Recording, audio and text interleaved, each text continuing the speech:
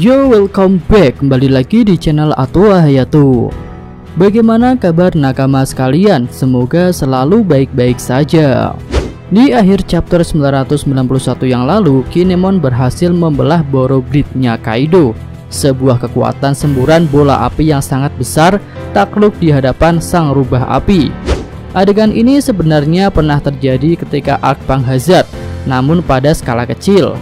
Ketika itu Kinemon membelah serangan semburan api dari naga hasil percobaan Dr. Vegapunk. Kemudian setelah serangan andalan naga Kaido berhasil dipatahkan, Kinemon dan rekan-rekannya terlihat unggul. Apalagi di chapter itu Kinemon juga bisa kembali melukai Kaido. Jadi pertahanan Kaido yang dikatakan sangat kokoh seperti tak berguna di hadapan para samurai Akazaya.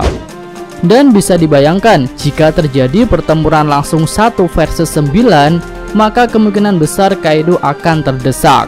Lalu pertanyaan besarnya, bagaimana cara Kaido bisa mengalahkan para samurai Akazaya? Karena tentu tak akan seru jika Kaido kalah di tangan Kinemon dan rekan-rekannya. Kami rasa celah untuk kekalahan para samurai Akazaya terletak pada salah satu komandan Kaido, yaitu King. King adalah komandan pertama bajak laut hewan buas. Tentu kekuatannya bukan kaleng-kaleng. Bahkan bisa dikatakan King adalah orang terkuat kedua dalam kelompok bajak laut Beast. Ya tentu saja setelah sang kapten Kaido. Tapi sebenarnya bukan hanya karena nama besar King yang membuat kami berpikir seperti itu. Tetapi karena menurut kami King bisa mematahkan kemampuan Kinemon dalam membelah api. Iya, King mempunyai julukan sang kebakaran. Hal itu berdasarkan api di punggungnya yang tak pernah padam. Memang masih menjadi misteri dari mana asal api King ini. Ada yang berpendapat bahwa itu adalah tanda kutukan dari suatu hal, misalnya dari pedang miliknya. Ada juga yang berpendapat bahwa itu adalah bentuk haki tingkat tinggi yang bisa berubah wujud menjadi elemen alam. Serta ada juga yang berpendapat bahwa api itu berasal dari kemampuan Devil Fruits-nya, yaitu Ryuryonomi model Pteranodon. Ya, pendapat itu cukup masuk akal, tapi di sini kami punya pendapat yang berbeda. Menurut kami, api King itu adalah kekuatan ciri khas dari rasnya. Iya, tentu kita masih ingat tentang perkataan Big Mom bahwa King adalah anggota dari suatu ras yang hampir punah. Dan menurut kami, adanya api di punggung King adalah kemampuan khusus dari rasnya. Lalu mengenai pendapat kami tentang kemampuan ras King itu, sebenarnya ada dua kemungkinan. Pertama, seluruh anggota ras King memiliki api yang berkobar di punggungnya. Dan kemungkinan kedua, hanya beberapa anggota ras King saja yang bisa mencapai kemampuan itu. Jadi bisa dikatakan kemampuan untuk mengendalikan atau mengeluarkan api adalah kemampuan spesial dari rasnya King, namun hanya bisa dicapai oleh para petarung yang tangguh. Nah, dari teori mengenai kemampuan pengendali api milik ras King ini, kami jadi terfikirkan sebuah skema tentang penyebab kepunahan yang hampir menimpa rasnya King, yaitu adalah sebuah pemusnahan massal.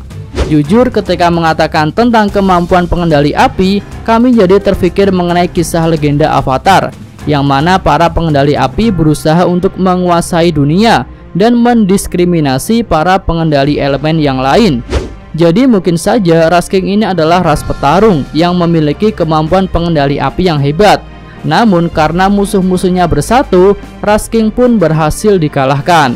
Dan untuk mencegah kebangkitan ras King yang berbahaya itu, kemungkinan besar telah terjadi pemusnahan massal pada anggota ras King. Namun beruntung King bisa selamat dari kejadian yang menimpa rasnya itu. Skema seperti ini terlihat sering diadaptasi dalam cerita anime, seperti pada peristiwa pemusnahan klan Uchiha dalam cerita Naruto. Dalam peristiwa itu Sasuke Uchiha berhasil selamat. Lalu dalam cerita Hunter x Hunter, cerita menyedihkan itu menimpa Kurapika, di mana sukunya yaitu suku Kuruta telah mengalami pemusnahan hingga hampir punah. Lalu dalam cerita One Piece sendiri, Bang Oda menyisipkan kisah pemusnahan ini pada kejadian Buster Call di Ohara, di mana dalam kejadian pemusnahan itu hanya Nico Robin yang selamat.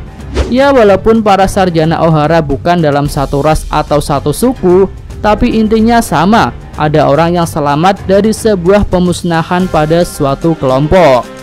Iya, itu adalah pendapat kami tentang kemampuan pengendali api dari ras King. Lalu bagaimana jika King yang bisa mengendalikan api bertarung melawan Kinemon yang bisa membelah api? Jika diperhatikan, api-api yang dibelah Kinemon adalah api liar, yang artinya api statis dan tak bisa dikendalikan. Misalnya seperti Borobridnya Kaido, atau juga seperti serangan semburan api dari naga di Pangharzat. Api-api itu jika sudah dilepaskan tentu tak bisa dikendalikan oleh pemiliknya.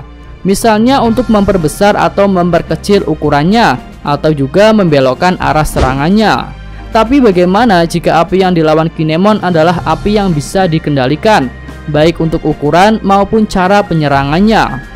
Api adalah unsur alam yang secara umum tak memiliki bentuk maupun ukuran yang pasti. Jadi bagaimana jika King yang menurut kami punya kemampuan mengendalikan api bertarung dengan Kinemon?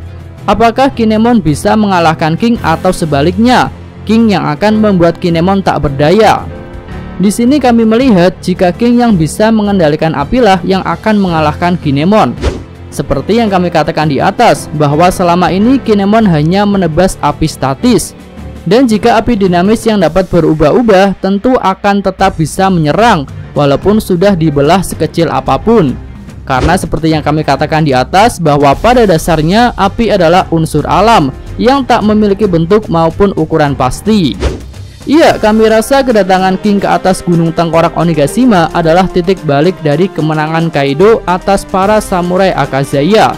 Dan jika dilihat dari posisi King, hal itu sangat mungkin terjadi karena saat itu King sedang berjaga di lubang atap Onigashima. Dan mungkin saja King sudah tahu jika keadaan Kaido saat ini sedang terdesak setelah para kruconya beserta Jack telah dikalahkan.